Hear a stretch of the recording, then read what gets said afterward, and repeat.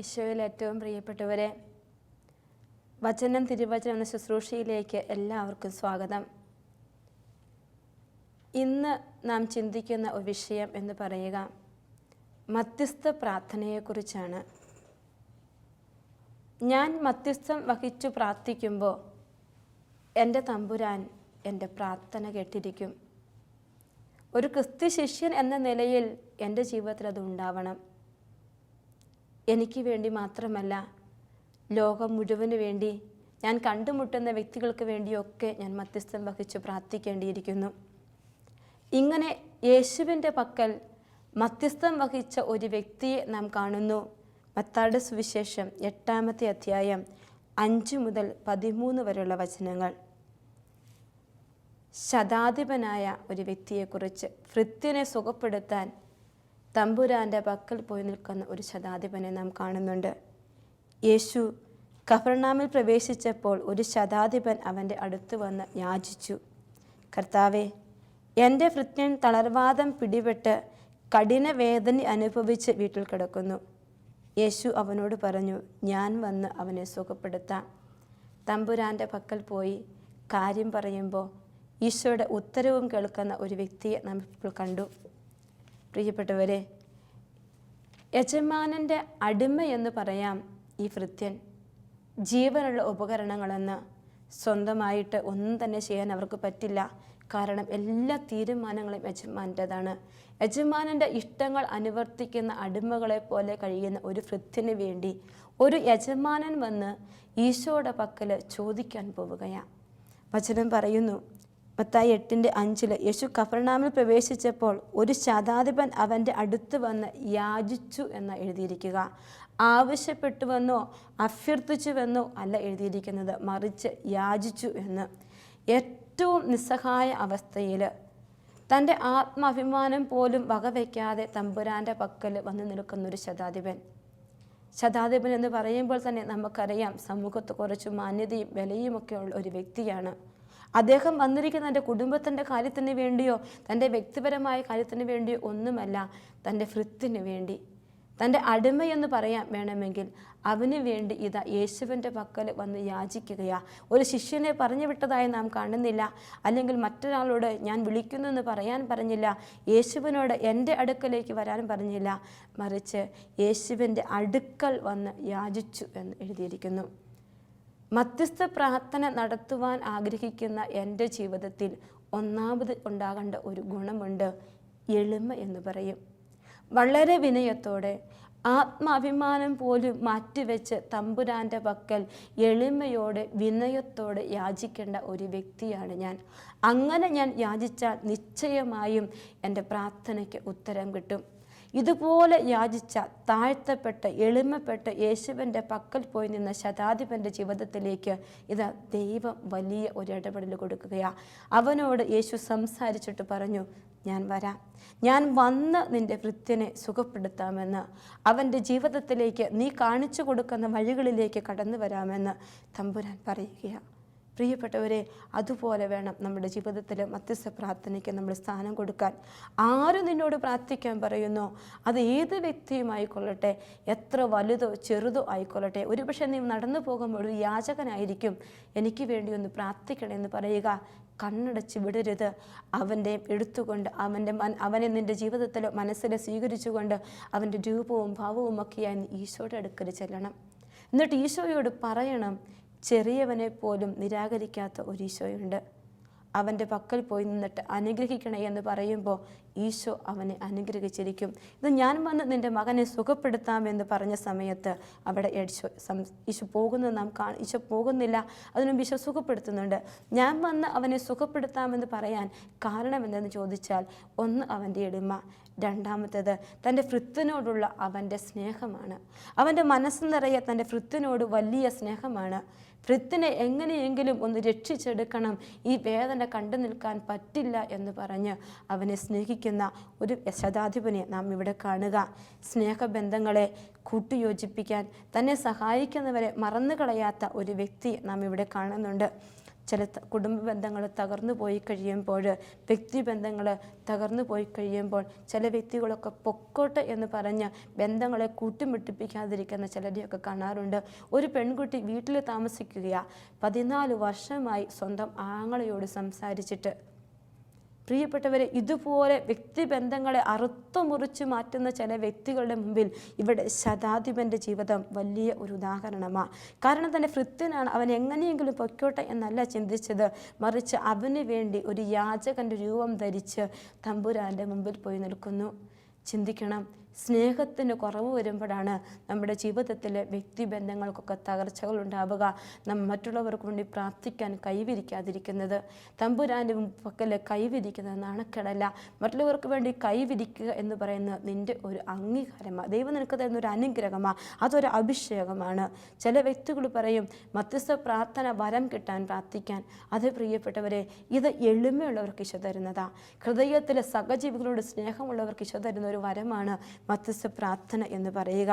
രണ്ടാമത് നാം കാണുന്നുണ്ട്, ഞാൻ വന്ന് നിൻ്റെ ഭൃത്യനെ സുഖപ്പെടുത്താം എന്ന് പറയുമ്പോൾ മത്തായി 8:8 പറയുകയാണ്, ശതാധിപൻ പ്രതിവചിച്ചു, കർത്താവേ, നീ എൻ്റെ ഭവനത്തിൽ പ്രവേശിക്കാൻ ഞാൻ യോഗ്യനല്ല, നീ ഒരു വാക്ക് ഉച്ചരിച്ചാൽ മാത്രം മതി, എൻ്റെ ഭൃത്യൻ സുഖപ്പെടുമെന്ന്.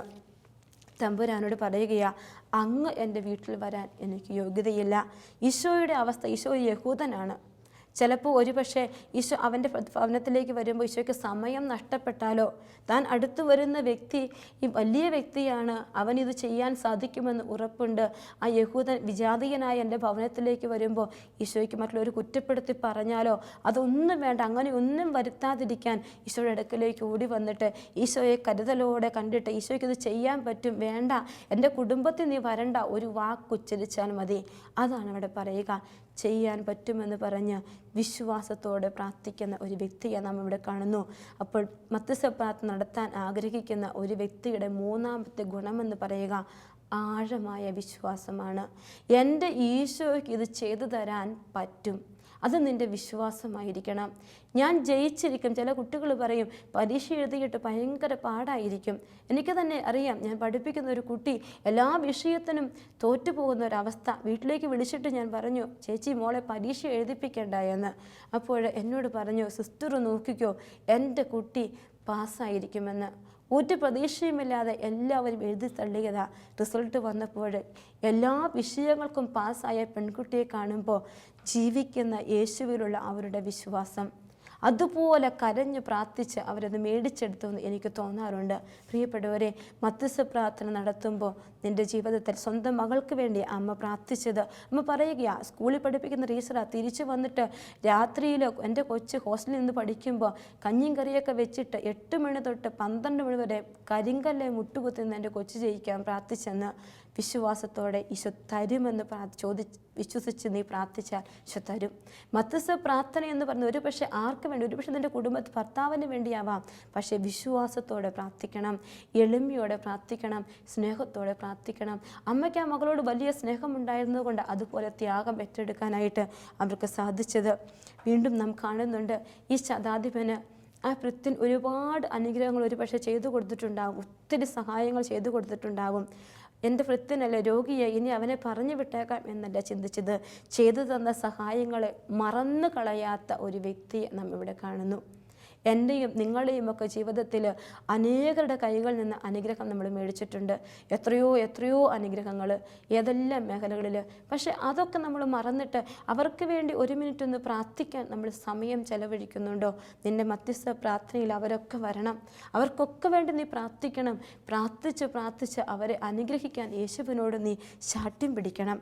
തൻ്റെ സന്തോഷങ്ങൾക്ക് ഒരു പരിധിവരെ, ഇന്ന് താനായിരിക്കുന്ന ഈ അധികാര സീമകൾക്ക് ഒരു പരിധിവരെ തൻ്റെ ഭൃത്യനാണ് കാരണക്കാരൻ തിരിച്ചറിഞ്ഞ് അവനെ സഹോദരനായി, മകനായി, സ്നേഹിതനായി കണ്ടുകൊണ്ടാണ് ശതാധിപൻ അവിടേക്ക് വരിക. വീണ്ടും ഈശോയോട് പറഞ്ഞു, ഒരു വാക്ക് അരുളി ചെയ്താൽ മതിയെന്ന്. അപ്പോഴാണ് ഈശോ പറയുന്നത്, ഇതുപോലുള്ളൊരു വിശ്വാസം ഇസ്രായേലിൽ ഒരുവനിൽ പോലും ഞാൻ കണ്ടിട്ടില്ല എന്ന്. വിജാതീയനായ ഒരു വ്യക്തി തമ്പുരാൻ്റെ പക്കൽ ഇതുപോലെ യാചിച്ചപ്പോൾ ഈശോ അത് ചെയ്തു കൊടുത്തില്ലേ? അതാണ് നമ്മുടെ ജീവിതത്തിലും നമ്മൾ ചെയ്യേണ്ടത്. വീണ്ടും മറ്റൊരു വ്യക്തിയെ നാം കാണുന്നു. മത്തായിയുടെ സുവിശേഷം 17 അധ്യായം 14 മുതൽ 15 വരെയുള്ള വചനങ്ങൾ. അപസ്മാരം പിടിപെട്ട തൻ്റെ മകന് വേണ്ടി പിതാവിൻ്റെ പക്കൽ, യേശുവിൻ്റെ പക്കൽ യാചിക്കുന്ന ഒരു പിതാവിനെ നാം കാണുന്നുണ്ട്. നിൻ്റെ കാര്യത്തിൽ ആകുലപ്പെടാനും ദൈവസന്നിധിയിൽ മധ്യസ്ഥം വഹിക്കാനുമൊക്കെ ആരെങ്കിലുമൊക്കെ ഉണ്ടാകും. അതിന് നീ ആദ്യം ചെയ്യണം. മറ്റുള്ളവർക്ക് വേണ്ടി പ്രാർത്ഥിക്കാൻ തുടങ്ങണം. നിനക്ക് വേണ്ടി പ്രാർത്ഥിക്കാൻ അനേകം കരങ്ങൾ ഉയരണമെന്ന് നീ ആഗ്രഹിക്കുന്നുണ്ട് എങ്കിൽ നിൻ്റെ ജീവിതത്തിൽ നീ മറ്റുള്ളവർക്ക് വേണ്ടി പ്രാർത്ഥിച്ചു തുടങ്ങണം. വിലാപങ്ങളുടെ പുസ്തകം 2-ാം അധ്യായം 19-ാമത്തെ വചനം. രാത്രിയിൽ യാമങ്ങളുടെ ആരംഭത്തിൽ എഴുന്നേറ്റ് ഉറക്കെ നിലവിളിക്കുക. കർത്താവിൻ്റെ സന്നിധിയിൽ ജലധാര പോലെ നിൻ്റെ ഹൃദയത്തെ ചൊരിയുക എന്ന്. ഒരു നിമിഷം പോലും നഷ്ടപ്പെടുത്താതെ രാത്രികളെ പകലാക്കുന്ന ഒരു വ്യക്തിയായിരിക്കണം മധ്യസ്ഥ പ്രാർത്ഥന നടത്തുന്ന വ്യക്തി. അവൻ്റെ ജീവിതത്തിൽ രാത്രികൾ പകലായി മാറണം. തമ്പുരാൻ്റെ പക്കലിരുന്ന് പ്രാർത്ഥിച്ച് അനുഗ്രഹങ്ങൾ ഈ ലോകത്തിലേക്ക് വാരി വിതരണം. കൊസ്ത്രീയസ്യ പറഞ്ഞു, സ്വർഗത്തിൽ പോയാലും സ്വർഗത്തിൽ നിന്നുകൊണ്ട് അനുഗ്രഹത്തിൻ്റെ റോസാപ്പൂക്കൾ ഞാൻ ഈ ഭൂമിയിലേക്ക് വർഷിക്കുമെന്ന്. അതേ പ്രിയപ്പെട്ടവരെ, അതുപോലെ ഈ ജീവിക്കുന്ന സമയം നീ മറ്റുള്ളവർക്ക് വേണ്ടി പ്രാർത്ഥിച്ച് ലോകത്തിലേക്ക് അനുഗ്രഹങ്ങൾ ചൊരിയാൻ നീ ഇപ്പോൾ മുതൽ തയ്യാറാണ് എങ്കിൽ മരണശേഷവും വിശുദ്ധിയുടെ പരിമളം പരത്താൻ നിനക്ക് സാധിക്കുമെന്ന് തമ്പുരാൻ പറയുന്നുണ്ട്. നാം പഴയ നിയമത്തിൽ കാണുന്നു. പുറപ്പാടിൻ്റെ പുസ്തകം 17-ാമത്തെ അധ്യായത്തിൽ അമലേക്കരുമായുള്ള ഇസ്രായേൽ ജനത്തിൻ്റെ യുദ്ധത്തെക്കുറിച്ച്.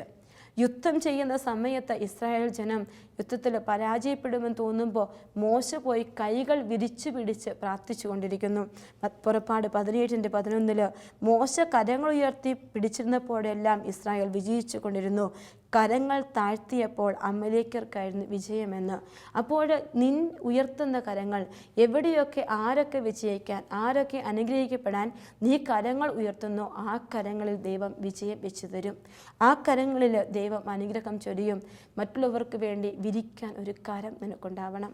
മറ്റുള്ളവർക്ക് വേണ്ടി നിന്റെ കരങ്ങളെ വിരിക്കാനൊരു സന്നദ്ധത നിനക്കുണ്ടാവണം. ഒരു യാചന മനോഭാവം നിനക്കുണ്ടാവണം. വീണ്ടും നാം കാണുന്നുണ്ട് ഇതുപോലെ കൈകൾ വിരിച്ചു പിടിച്ച പുറപ്പാട് 17-ാമത്തെ അധ്യായത്തിൽ ഇസ്രായേൽ ജനത്തിന് വിജയം നേടിക്കൊടുത്ത ഈ മോശ അവിടെ കൊണ്ട് പ്രാർത്ഥന അവസാനിപ്പിക്കുന്നില്ല. മധ്യസ്ഥ പ്രാർത്ഥന നടത്തി ഇസ്രായേൽ ജനത്തെ വിജയിപ്പിച്ചിട്ട് ഈ മോശ ചെയ്യുന്ന മറ്റൊരു വലിയ കാര്യമുണ്ട്. ഇസ്രായേൽ ജനത്തിന് ദൈവദർശനത്തിന് വേണ്ടി ഒരുക്കുന്നു എന്നതാണ്. പുറപ്പാടിൻ്റെ പുസ്തകം 19-ാം അധ്യായം 17-ാമത്തെ വചനം നാം ഇങ്ങനെ വായിക്കുന്നു. ദൈവത്തെ കാണുന്നതിന് വേണ്ടി മോശ ജനത്തെ പാളയത്തിന് പുറത്തു കൊണ്ടുവന്നുവെന്ന്. അപ്പോൾ യുദ്ധത്തിൽ വിജയം വരിച്ചതുകൊണ്ട് പ്രാർത്ഥന അവസാനിപ്പിച്ചില്ല.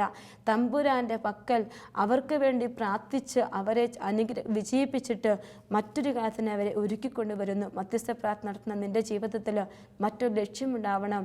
നീ ആർക്കൊക്കെ വേണ്ടി പ്രാർത്ഥിക്കുന്നു അവർക്ക് ദൈവദർശനം ഉണ്ടാകണം. അവരെ ദൈവത്തിന് കാണിച്ചു കൊടുക്കണം. അപ്പോൾ നിൻ്റെ പ്രാർത്ഥനയിൽ ഒരു അത്ഭുതം സംഭവിക്കാനായിട്ട് നീ പ്രാർത്ഥിക്കണം. ഈശോ ഇതെനിക്ക് തരണം, ഇതുവഴി അവർ അനുഗ്രഹിക്കപ്പെടണം.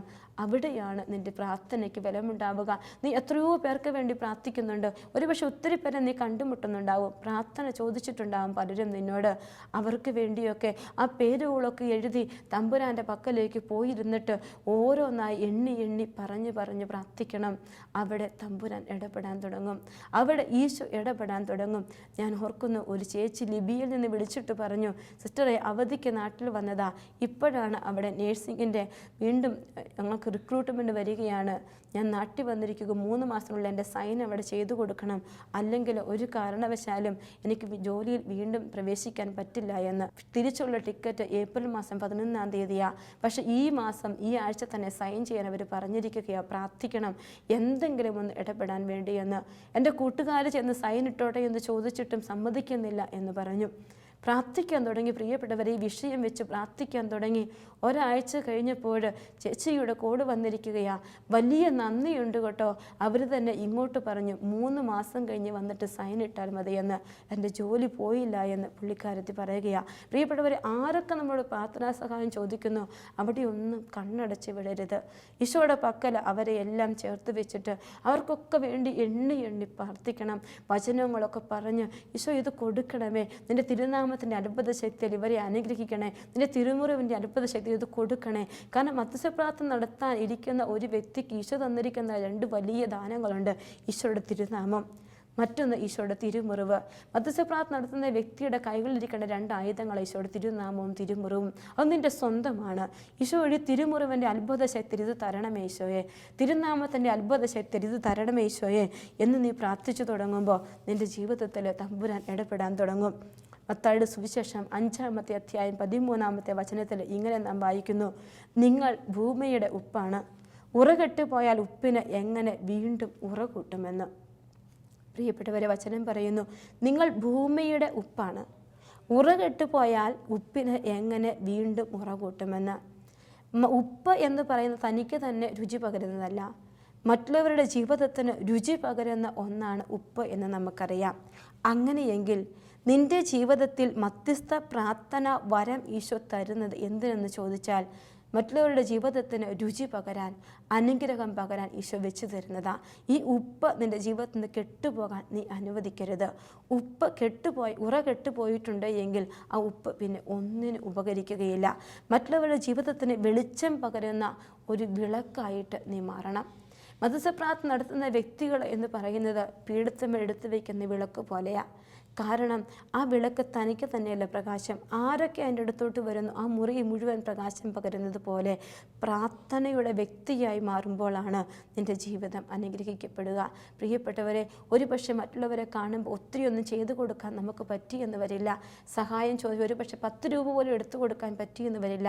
പക്ഷേ നിനക്ക് ഈശോ തന്നിരിക്കുന്ന കുറച്ച് സമയം എടുത്തിട്ട് അവർക്ക് വേണ്ടി ഒന്ന് പ്രാർത്ഥിക്കണം. ഈശോയെ, നിൻ്റെ തിരുമുറിവിൻ്റെ അത്ഭുത ശക്തിയാൽ, നിൻ്റെ തിരുവചനത്തിൻ്റെ അത്ഭുത ശക്തിയാൽ, തിരുനാമത്തിൻ്റെ അത്ഭുത ശക്തിയാൽ അനുഗ്രഹിക്കണേ. ഇതൊന്നും നമ്മുടെ യോഗ്യതകളല്ലല്ലോ, കർത്താവ് നമ്മുടെ കരങ്ങൾ വഴി അത്ഭുതം ചെയ്യും.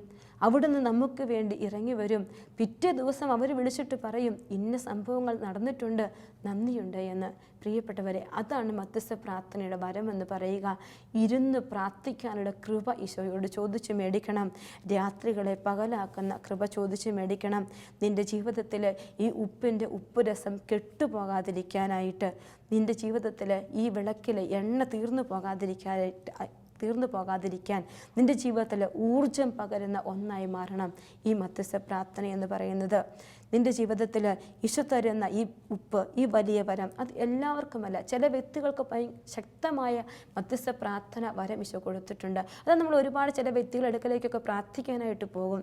ചോദിച്ചു മേടിക്കണം, നമുക്കും ഈ വരം തരണമേ എന്ന്. നമ്മൾ കുടുംബമായി അനേകരുടെ അടുക്കലേക്ക് കൗൺസിലിങ്ങിന് പോകുന്നു, അവർ പ്രാർത്ഥിക്കുമ്പോൾ അത്ഭുതം നടക്കുന്നു. പോരാ, നീ ചോദിച്ചു മേടിക്കണം. നിൻ്റെ കുടുംബത്തിന് വേണ്ടി, നിൻ്റെ മക്കൾക്കും നിൻ്റെ ഭാര്യയ്ക്കും നിൻ്റെ കുഞ്ഞുങ്ങൾക്കുമൊക്കെ വേണ്ടിയിട്ട്, അപ്പനും അമ്മയ്ക്കും വേണ്ടി നീ പ്രാർത്ഥിക്കുമ്പോൾ നിൻ്റെ കുടുംബത്തിൽ ഈശോ ചെയ്യുന്ന ഒരു വരമുണ്ട്, കൃപയുണ്ട്.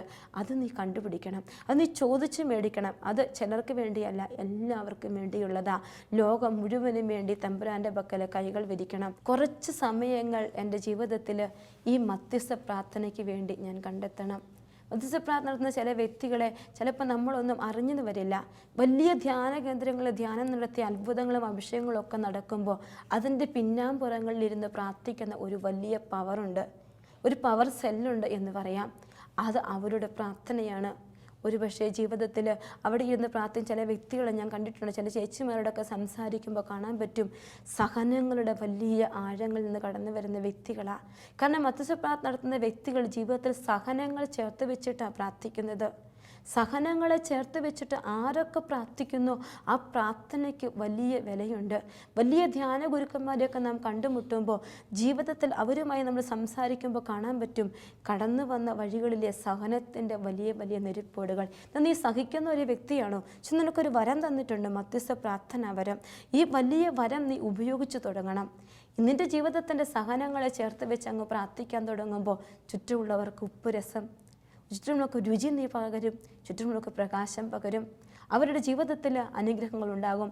മധ്യസ്ഥ പ്രാർത്ഥന നടത്തുന്ന വ്യക്തികളുടെ ജീവിതത്തിൽ ഈശോ തരുന്ന മറ്റൊരു വലിയ അനുഗ്രഹമുണ്ട്, പ്രവചനപരമാണ്. കാരണം എൻ്റെ ഈശോയോട് ഞാൻ ചോദിച്ചു, ഈശോ തരുമെന്ന് പറയുമ്പോൾ ഞാൻ പ്രാർത്ഥിച്ചേക്കാം, പൊക്കോ, അത് നടക്കുമെന്ന് പറഞ്ഞാൽ അത് നടക്കണം പ്രിയപ്പെട്ടവരെ. അത് ഈശോ നിനക്ക് തരാൻ പോകുന്ന ഒരു അനുഗ്രഹമാണ്. സഹനങ്ങളെ ഇങ്ങനെ ചേർത്ത് വെച്ചിട്ട് പ്രാർത്ഥിക്കുമ്പോൾ ഈശോ അനുഗ്രഹിക്കും. ഒരിക്കലും ഒരു ചേച്ചി പറഞ്ഞു, 15 വർഷമായി ഭർത്താവിൻ്റെ മദ്യപാനമാണ്, പ്രാർത്ഥിച്ചു മടുത്തു, ഇനി എന്താ ചെയ്യേണ്ടത് എന്ന് ചോദിച്ചു. പ്രാർത്ഥിക്കുക, മുട്ടിപ്പായിട്ട് പ്രാർത്ഥിച്ചു കൊണ്ടിരിക്കുക. ഇതുപോലൊരു 10 പേർക്ക് കൂടി കൊണ്ട് പ്രാർത്ഥിച്ചോളാൻ പറഞ്ഞു. ആ ഇടവകയിൽ കുറേ പേരുണ്ട് മദ്യപാനികൾ. ചേച്ചി സ്വന്തം ഭർത്താവിനും മറ്റ് 10 പേർക്കും വേണ്ടി പ്രാർത്ഥിക്കാൻ തുടങ്ങി. പ്രിയപ്പെട്ടവരെ, 3.5 മാസം കഴിഞ്ഞപ്പോൾ ചേച്ചി വിളിച്ചിട്ട് പറയുകയാണ്, സിസ്റ്ററെ, എൻ്റെ ഭർത്താവ് ഒരു ധ്യാനത്തിന് പോവുകയാണ് ഇന്ന് എന്ന്. പിന്നീട് അദ്ദേഹത്തിൻ്റെ ജീവിതത്തിൽ മദ്യപാനത്തിൻ്റെ ഒരവസ്ഥയില്ല. നമ്മൾ ലോകം മുഴുവനും വേണ്ടി പ്രാർത്ഥിക്കാൻ തുടങ്ങുമ്പോൾ എൻ്റെ കുടുംബത്തിൽ ഞാൻ ഏത് അവസ്ഥയിലാണ് എങ്കിലും അതുപോലെ സങ്കടങ്ങൾ അനുഭവിക്കുന്ന അനേകം വ്യക്തികളുണ്ട്. അപ്പോൾ ഈ സഹനത്തെ കൂടി നീ ചേർത്ത് വെച്ചിട്ട് ഇതുപോലെ വേദനിക്കുന്ന വ്യക്തികൾക്ക് വേണ്ടി നീ പ്രാർത്ഥിക്കാൻ തുടങ്ങുക. തമ്പുരാൻ്റെ പക്കൽ യാചിക്കുക, എളിമപ്പെട്ട് പ്രാർത്ഥിക്കുക. ആരെയും കാണിക്കാനല്ല, ആരും അറിയാനുമല്ല. ഈശോയുടെ പക്കൽ എളിമപ്പെട്ട് പ്രാർത്ഥിക്കാൻ തുടങ്ങുമ്പോൾ ഈശോ അനുഗ്രഹിക്കാൻ തുടങ്ങും. നിൻ്റെ ജീവിതത്തെ കർത്താവ് വാരിക്കോരി തരുന്നത് നിനക്ക് കാണാനായിട്ട് പറ്റും. അവിടെയാണ് അനുഗ്രഹമുണ്ടാവുക. കാരണം ഒരു ക്രിസ്ത്യാനിയായി നീ ജനിച്ചിട്ടുണ്ടെങ്കിൽ, വളർന്നു തുടങ്ങിയിട്ടുണ്ടെങ്കിൽ നിനക്ക് തന്നെ സ്വർഗ്ഗരാജ്യത്തിൽ പ്രവേശനമില്ല. നിൻ്റെ കൂടെ അനേകരെ കൂടി നീ കൂട്ടിക്കൊണ്ടു പോകേണ്ടതുണ്ട്. നീ അറിഞ്ഞ ഈ രക്ഷ മറ്റുള്ളവരറിയണം. ഒരുപക്ഷെ നാളെ ഓടിപ്പോയി നിനക്ക് വചനം പറയാനോ ഒന്നും പറ്റിയെന്ന് വരില്ല. പക്ഷേ നിൻ്റെ കുറച്ച് സമയം, ഒരുപക്ഷെ നീ ജോലി ചെയ്യുന്ന സമയത്താവും നീ കണ്ടുമുട്ടുന്ന ചില വ്യക്തികൾക്ക് വേണ്ടി ഒന്ന് പ്രാർത്ഥിക്കാനുള്ള സമയം നീ കണ്ടെത്തുക. അവിടെ നിൻ്റെ ജീവിതത്തിൽ അനുഗ്രഹം ഉണ്ടാകാൻ തുടങ്ങും. കൊച്ചുറേസ്യ എന്ത് ചെയ്യുമായിരുന്നു? ഒരു കരികല എടുത്ത് അപ്പുറത്തുനിന്ന് മാറ്റിക്കളയും. കൊച്ചുറേസ്യ പ്രാർത്ഥിക്കും, ഈശോയെ, ഈ കരികല ഞാൻ എടുത്തു മാറ്റിക്കളഞ്ഞു, അതിന് പകരം ഒരാത്മാവിനെ സ്വർഗത്തിലേക്ക് കയറ്റണമേ എന്ന്. പ്രിയപ്പെട്ടവരെ, ആ വിശ്വാസം, ആ വലിയ ആഴം, ആ വലിയ സ്നേഹം, വലിയ സ്വാതന്ത്ര്യം, മധ്യസ്ഥ പ്രാർത്ഥന നടത്തുന്ന മറ്റൊരു വ്യക്തിക്ക് ഉണ്ടാകേണ്ട മറ്റൊരു സവിശേഷത എന്ന് പറഞ്ഞാൽ വലിയ സ്വാതന്ത്ര്യമാണ്. മനസ്സിൽ വലിയ സ്വാതന്ത്ര്യം ഉണ്ടാവണം, വലിയ സ്വാതന്ത്ര്യം. ഈ സ്വാതന്ത്ര്യത്തോടു കൂടി ഈശോയോട് പറയാൻ പറ്റണം. അത് കൊച്ചുറേസ്യയ്ക്കുണ്ടായിരുന്നു, അതൊക്കെ വിശുദ്ധർക്കുണ്ടായിരുന്നു. എൻ്റെ ഈശോയോട് ഞാൻ എന്ത് ചോദിച്ചാലും എൻ്റെ ഈശോ അത് തരും. ആഴപ്പെട്ട ബന്ധത്തിലൂടെ സഹനങ്ങളെ ചേർത്ത് വെച്ച് മധ്യസ്ഥ പ്രാർത്ഥന നടത്താൻ തുടങ്ങുമ്പോൾ അവിടെ ഒരു വരമുണ്ട്, അവിടെ ഒരു കൃപയുണ്ട്, അവിടെ ഒരു അഭിഷേകമുണ്ട്, അവിടെ ഒരു രക്ഷയുണ്ട്, അവിടെ ഒരു സൗഖ്യമുണ്ട്. അതിനു വേണ്ടിയാണ് നമ്മൾ പ്രാർത്ഥിക്കേണ്ടത്. എൻ്റെ ജീവിതത്തിൽ കടന്നു പോകുന്ന ഒത്തിരി നിമിഷങ്ങൾ, ഒത്തിരി വ്യക്തികളെ ഞാൻ കണ്ടുമുട്ടിയിട്ടുണ്ട്. ചില പാവപ്പെട്ട വ്യക്തികൾ, തീർത്തും ഒന്നുമില്ലാത്ത വ്യക്തി, 5000 രൂപ ഇന്ന് കൊണ്ടുപോയി കടയിൽ അടയ്ക്കണം, പ്രാർത്ഥിക്കണമേ സിസ്റ്ററെ എന്ന് വന്ന് പറയുമ്പോൾ ആ നിമിഷം വെറുതെ ഇരിക്കാൻ തോന്നാറില്ല. ഓടിപ്പോയി ചാപ്പലിൽ പോയിരുന്നിട്ട് അവർക്ക് വേണ്ടി പ്രാർത്ഥിക്കും. 1.5 മണിക്കൂർ കഴിയുമ്പോൾ വന്ന് പറയും, സിസ്റ്ററെ, ചിട്ടി എനിക്ക് അടിച്ചു, എനിക്ക് കുറി വീണു സിസ്റ്ററെ, അത് കൊടുക്കാൻ പോവുകയാണ്. പ്രിയപ്പെട്ടവരെ, നമ്മുടെ ജീവിതത്തിൽ ഒരു വ്യക്തി, ഒരു കുഞ്ഞു കുട്ടിയായിരിക്കും, ഇപ്പോൾ സിസ്റ്ററെ പ്രാർത്ഥിക്കണേ, അല്ലെങ്കിൽ ചേട്ടാ പ്രാർത്ഥിക്കണേ എന്ന് പറയുമ്പോൾ അപ്പോഴേ പ്രാർത്ഥിക്കണം. ഈശോ അവരെ അനുഗ്രഹിക്കാൻ തുടങ്ങും. നമ്മളിൽ എന്തോ കണ്ടിട്ടാണ് അവർ പ്രാർത്ഥന ചോദിക്കുന്നത്. നമ്മൾ പ്രാർത്ഥിച്ച് ഈശോ കേൾക്കുമെന്ന് അവർക്ക് തോന്നിയിട്ടാണ് പ്രാർത്ഥിക്കാൻ പറയുന്നത്. അത് എല്ലാവരോടുമല്ല, ഞാൻ കടന്നു പോകുന്ന വഴികളിൽ ഈശോ എന്നോടും നിങ്ങളോടുമൊക്കെ ഇത് പറയുന്നുണ്ട് എങ്കിൽ ഞാൻ പ്രാർത്ഥിക്കാൻ കടപ്പെട്ടവളാണ്. ആ ഒരു വലിയ അനുഭവം എൻ്റെ ജീവിതത്തിൽ ഉണ്ടാവണം. ചോദിച്ച് മേടിക്കണം ഈശോയോട്, ഈശോയെ, എനിക്ക് മധ്യസ്ഥ പ്രാർത്ഥന വരം തരണം, എനിക്ക് എളിമ തരണം, എനിക്ക് കൃപ തരണം, എന്നെ പ്രാർത്ഥനയുടെ വ്യക്തിയാക്കി മാറ്റണം, നിന്നെ കൂടുതൽ അടുത്തറിയാനുള്ള കൃപ തരണം. അപ്പോൾ എൻ്റെ കരങ്ങൾ വഴി, നമ്മുടെ കരങ്ങൾ വഴി ഈശോ ഒത്തിരി അത്ഭുതങ്ങൾ ചെയ്യാൻ തുടങ്ങും. ഈ കാലഘട്ടത്തിൽ ഞങ്ങളുടെ കരങ്ങൾ വഴി അത് വെളിപ്പെടുത്തണമേ, ഞങ്ങളുടെ നാളുകൾ വഴി അത് വെളിപ്പെടുത്തണമേ എന്ന് പറയാൻ നമുക്ക് പറ്റണം. കാരണം ഹബക്കൂക്ക് പ്രവാചകൻ്റെ പുസ്തകം 3-ാമത്തെ അധ്യായം 1-2 വചനങ്ങളിൽ ഇങ്ങനെ നാം വായിക്കുന്നു, കർത്താവെ, അങ്ങയെപ്പറ്റിയും അങ്ങയുടെ പ്രവൃത്തിയെപ്പറ്റിയും കേട്ട് ഞാൻ ഭയന്നിരിക്കുന്നു, ഞങ്ങളുടെ നാളുകളിൽ അങ്ങയുടെ പ്രവൃത്തി ആവർത്തിക്കണമേ എന്ന്. പ്രിയപ്പെട്ടവരെ, നമ്മുടെ നാളുകളിൽ ദൈവപ്രവൃത്തി ആവർത്തിക്കണമെന്ന് ഞാനും നിങ്ങളും ആഗ്രഹിക്കുന്നുണ്ട് എങ്കിൽ മധ്യസ്ഥ പ്രാർത്ഥന നടത്തുന്ന വ്യക്തികളായി നമ്മൾ മാറണം, പ്രാർത്ഥിക്കുന്ന വ്യക്തിയായി മാറണം, അനേകർക്ക് വേണ്ടി, ലോകം മുഴുവനും വേണ്ടി പ്രാർത്ഥിക്കുന്ന വ്യക്തിയായി മാറണം. അതിനുള്ള കൃപ നമുക്ക് ഈശോയോട് ചോദിക്കാം. കണ്ണുകളടച്ച് പ്രാർത്ഥിക്കാം. നല്ല തമ്പുരാനെ, ഞാനായിരിക്കുന്ന ഈ കാലഘട്ടത്തിൽ ഞങ്ങളുടെ കൺമുമ്പിൽ തമ്പുരാനെ അവിടുത്തെ ശക്തി വെളിപ്പെടണം. ഈ ലോകത്തിലേക്ക് അവിടുത്തെ ശക്തി അവിടുന്ന് വെളിപ്പെടുത്തണം. അതിനു വേണ്ടി ഞാൻ പ്രാർത്ഥിക്കുക ഈശോയെ. മധ്യസ്ഥ പ്രാർത്ഥനയുടെ വലിയ വരം എനിക്ക് തരണം. എളിമയോടെ, സ്നേഹത്തോടെ, സ്വാതന്ത്ര്യത്തോടെ അങ്ങയുടെ സന്നിധിയിൽ വന്ന് വേദനിക്കുന്ന അനേകർക്ക് വേണ്ടി സഹനങ്ങളെ ചേർത്ത് വെച്ച് പ്രാർത്ഥിക്കാനുള്ള കൃപ തന്ന് അനുഗ്രഹിക്കണമേ. അതിനുള്ള അഭിഷേകം തരണമേ. അതിനായി എന്നെ പഠിപ്പിക്കണമേ എന്ന് ഈശോയെ അങ്ങയോട് ഞങ്ങൾ പ്രാർത്ഥിക്കുന്നു. അവിടുന്ന് ഞങ്ങൾക്ക് നൽകിയിട്ടുള്ള എല്ലാ നന്മകൾക്കും നന്ദി പറയുന്നു. അനേകർ ഞങ്ങൾക്ക് വേണ്ടി പ്രാർത്ഥിച്ചിട്ടുണ്ട്. ഇനി മുതൽ അനേകർക്ക് വേണ്ടി പ്രാർത്ഥിക്കാൻ ഞങ്ങളും തയ്യാറാകുന്നു ഈശോയെ. അതിനുള്ളൊരു കൃപ, ഒരു നല്ല തീരുമാനമെടുക്കാൻ ഞങ്ങളെ അനുഗ്രഹിക്കണേ എന്ന് പ്രാർത്ഥിക്കുന്നു. നിത്യം പിതാവും പുത്രനും പരിശുദ്ധാത്മാവുമായ സർവേശ്വര. ആമേൻ.